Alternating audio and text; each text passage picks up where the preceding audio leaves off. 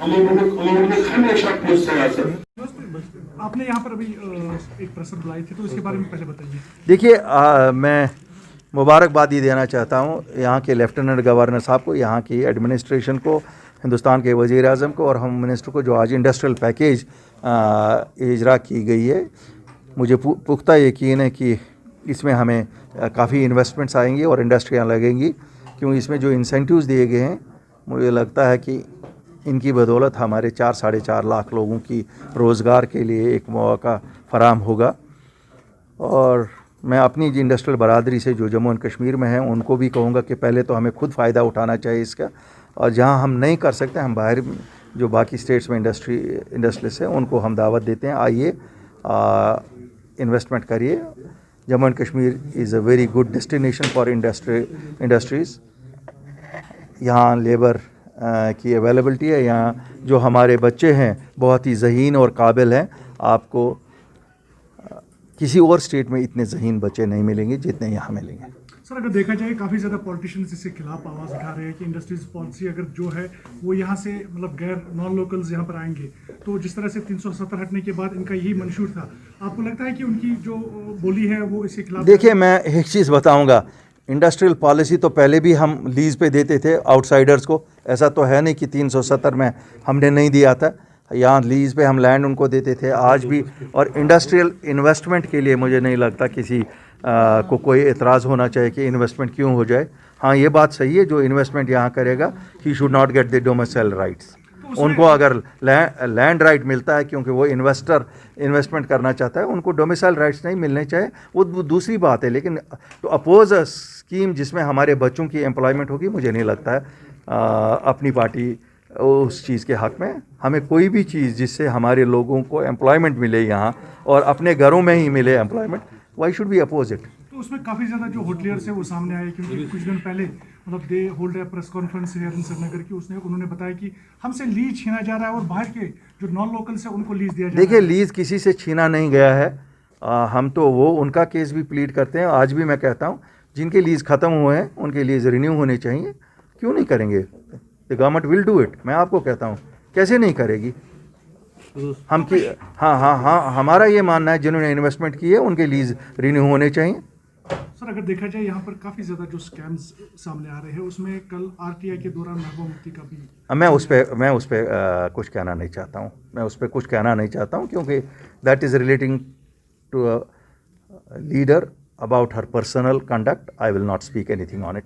बुखारी साहब, आखिरी सवाल है मेरा, क्योंकि आप काफ़ी बार जो है प्राइम मिनिस्टर और अमित शाह से मिले हैं, तो आपको मतलब आश्वासन दिया गया यहाँ पर 4G इंटरनेट जो है बहाल होगा, लेकिन 1.5 साल भी गुजर गया, 2 साल होने को। देखिए साहब, और उसके साथ में स्टेटहुड के बारे में भी कहा गया था, बाकी जो मतलब बातें हैं यहाँ पर कश्मीर में दिए जाएंगे, लेकिन कुछ भी उस पर देखिए साहब, दो इंडस्ट्रियल एक्ट के बारे में भी ऐसा ही कुछ होगा। देखिए, दो तीन चीज़ें मैं आपको कहूँ। अपनी पार्टी का कोर एजेंडा है statehood, protection of jobs, protection of land rights. बाकी जम्मू कश्मीर बैंक की ऑटोनॉमी बहाल करना, 4G, ये सब दीज आर ऑल रिलेटेड इन चीज़ें। जैसे आज आप देखिए केएस के जो हमारे बच्चे हैं उनके लिए एज अब 32 साल की गई है। क्यों? जब पूरे मुल्क में 37 साल जनरल कैटेगरी के लिए, यहाँ क्यों नादरशाही हुक्मरान बैठे हुए हैं जो नादरशाही ऑर्डर निकाल रहे हैं, जिससे हमारे बच्चों को वो मौके नहीं फराहम हो रहे हैं जो बाकी स्टेट्स में। 4G भी आ जाएगा। देखिए, स्टेटहुड भी आ जाएगा। मैं तो उन लोगों को कहता हूं जो कहते थे कि ये तो खुद ही गवर्नमेंट ऑफ इंडिया देगी। मैं कहता हूं हमसे कोई चीज़ छीनी गई है। हमें ज़रूरत है, दिल्ली को ज़रूरत नहीं है, जम्मू कश्मीर के लोगों को स्टेटहुड चाहिए। So we have to fight, we have to go, we have to highlight, we have to ask that it should be restored. खुद ही कोई चीज़ नहीं आती है। यहाँ जिन सियासतदानों को ये लगता था ये तो खुद ही आ जाएंगे, क्या आ गया? अगर हम नहीं निकलते, अगर अपनी पार्टी उस वक्त जॉब्स का मसला नहीं उठाती, तो हमारे लिए तो क्लास 4 जॉब्स थी। ये तो सिंगल हैंडेडली हमारी पार्टी ने किया। अगर हम नहीं करते तो ये फ्रूट वालों को कौन सब्सिडी देता? आज तक 72 साल में किसी ने दी। अब हमें गिनने की आदत नहीं है, हम गिनना नहीं चाहते।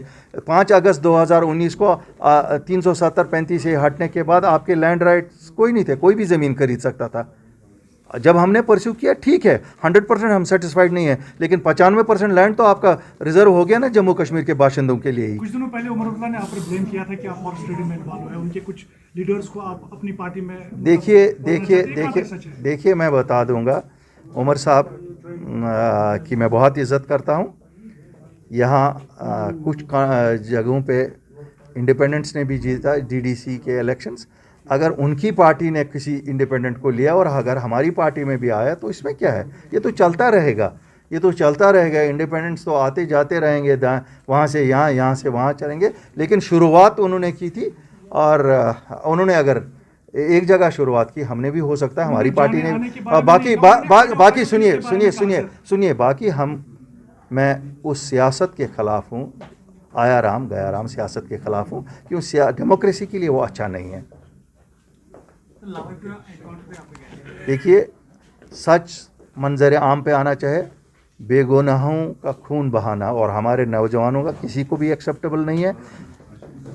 अल्ताफ़ बुखारी और अपनी पार्टी की सियासत सच पे मबनी है, और जब हम सच बोलते हैं जो बहुत कड़वा होता है, हमें मालूम है हमारे लोगों को कितनी तकलीफ़ होती है जब मैं सच उनको बोलता हूँ। इसी तरह मेरी गवर्नमेंट ऑफ इंडिया से भी अपील है कि सच को मंजर आम पे लाइए, क्यों हम सच की सियासत कर रहे हैं। और अगर ये सियासत शोपियान में सच बोला गया, यहाँ क्यों नहीं, जो भी होगा मैं फॉलो करूँगा, पर्सनल इंटरेस्ट भी ले लूँगा और पार्टी का इंटरेस्ट भी होगा। अगर जिस ऐवान को भी खड़खड़ाना पड़ेगा, हम सच उनके माँ बाप तक ज़रूर पहुंचाना चाहेंगे। मुझे पता है बच्चे वापस नहीं आ सकते हैं, लेकिन कम से कम क्लोजर तो मिल सकता है, कल को और किसी को इस तरह बेदर्दी से कत्ल नहीं किया जाएगा।